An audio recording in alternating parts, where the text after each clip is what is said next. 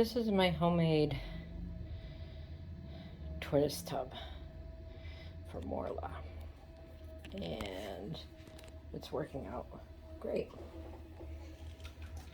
I have a spray bottle where I can spray down anytime I feel it needs a little extra humidity, but I have it rigged so it doesn't really need that. This plexiglass is attached with these wooden dowels and zip ties. This is actually just one of those things that you put over a fire to grill meat.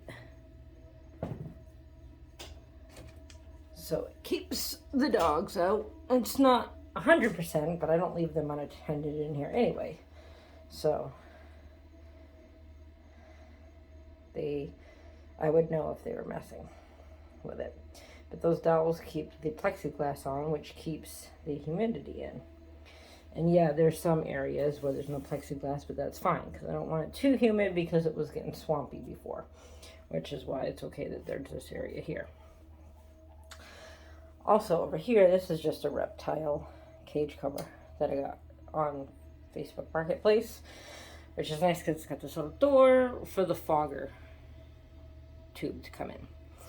The fogger is set up with the environmental control down here so that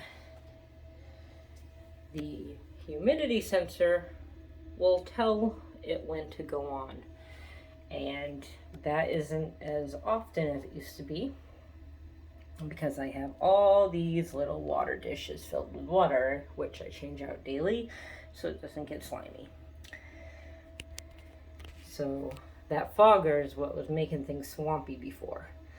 And now, the only reason it's kicking on so much now is because I have the door open and I'm moving around. But when I leave it unattended, the water dishes pretty much do the job.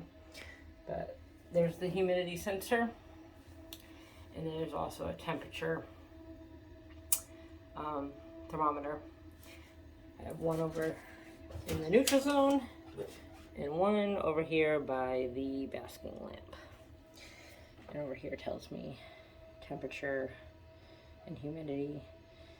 The basking temperature is low right now because the thermometer was not underneath it because I just had him out for his soak. But now I have it all set up again so it'll start reading that temperature again. Inside there you see little rocks around the water dishes. That helps keep the water clean so that he doesn't track in his substrate into his water, even though I change it out daily anyway. Oh, he's going into his little hide now. He had enough dinner. There's his food. He'll eat a little more later. He always does. And he's got a couple more hides over there, a log and a jack-o'-lantern. The substrate I have Eco Earth and Repta soil, Repta bark, just a little mixture of a few different things. Also some moss that will help hold in humidity. And he's also got another hide over there that's a hollow log, a smaller one. But yeah, there we go. Not only is the fogger plugged into the environmental control to determine when he needs humidity, a little extra humidity or not, but he also has this mister. I have it on here on a clamp because the suction doesn't stick to this like it would an aquarium. But that is this monsoon unit, and I only have that on, I have that on the timer option, so it just comes on for like a minute or two twice a day, just to hose down the basking area because the basking area tends to get a little bit drier because of the heat there. I have UV and heat, and then at night it's just a heat bulb. Over by the humidity, where I put the humidity reader, also the monitor over there, is another thing that helps, is the location of that. Because if I put that, I try to put it in a central location, so it's not like in an especially moist area or especially not moist area. It's gonna be a little bit more accurate of when the fogger needs to come on. And I have the fogger on the dryer area as well, because that's the area that needs it the most.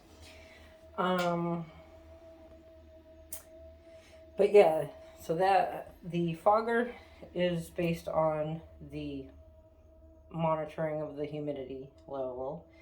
The monsoon mister is based on a timer, and then the UV heat and then the nighttime heat are both based on timers, based on whether it's day or night.